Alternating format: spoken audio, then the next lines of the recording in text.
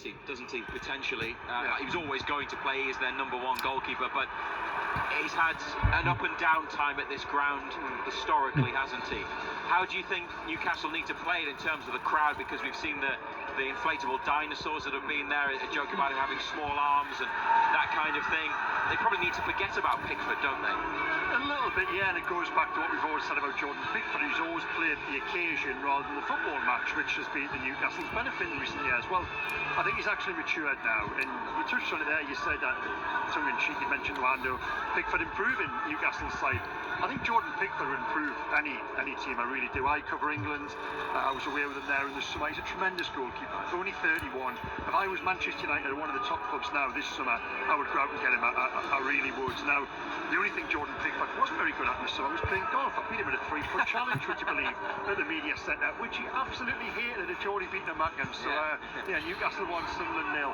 But no, I think he's a top goalkeeper. He's a really good lad as well, you know. Again, Newcastle supporters might not want to hear this, but when you do chat to him, really good character, top professional. And yeah, they've got to beat him today, because he would love it to be the person who, on the weekend, his team Sunderland got promoted yesterday, the one who comes here and spoils the party. I don't think he will. I think Newcastle will still have too much for those in front of them. Pickford could find himself actually quite exposed when you look at the makeup of the defence in front of him. And last thing, Craig, you touched on it there, Ando mentioned it briefly earlier. There will be North East derbies in the Premier League again next season after Sunderland's win at Wembley. I mean, Newcastle might well be a Champions League club and have the spectre of derby games next season, which would add a different ingredient to what they've had in previous years. Do you welcome the derbies? Absolutely, yeah. Listen, we're journalists. I know some supporters have a different feel, and they say they'd be happy if they'd never played Sunderland. You know, the derby for them is sometimes racked with anxiety, or these days can be hard work, or whatever reason it is. As a journalist, I don't feel that at all. As a journalist based in the North East as well, I think that brilliant occasions, what leads up to them, the day itself, the fallout from it, always newsy. So, speaking with my journalistic hat on, selfishly, I'm all for it. Get them back up. Get Middlesbrough up as well. No, I applauded yesterday. Brilliant. Thank you so much for coming to speak to us.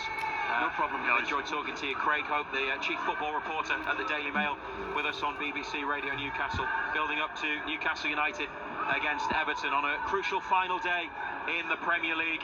4 o'clock kickoff, live commentary coming up, and more from Magpies head coach Eddie Howe on the way over the next half an hour here on BBC Radio Newcastle. A win guarantees Champions League football next season. They could still get there with a draw, or even if they lose, but then they would need help from other teams.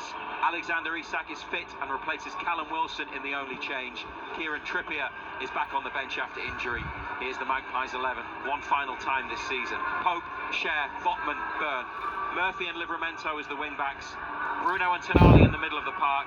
Barnes, Isak, Gordon up front, and the substitutes are Dubravka, Trippier, Lascelles, Wilson, Kraft, Osula, Willock, Longstaff and Miley.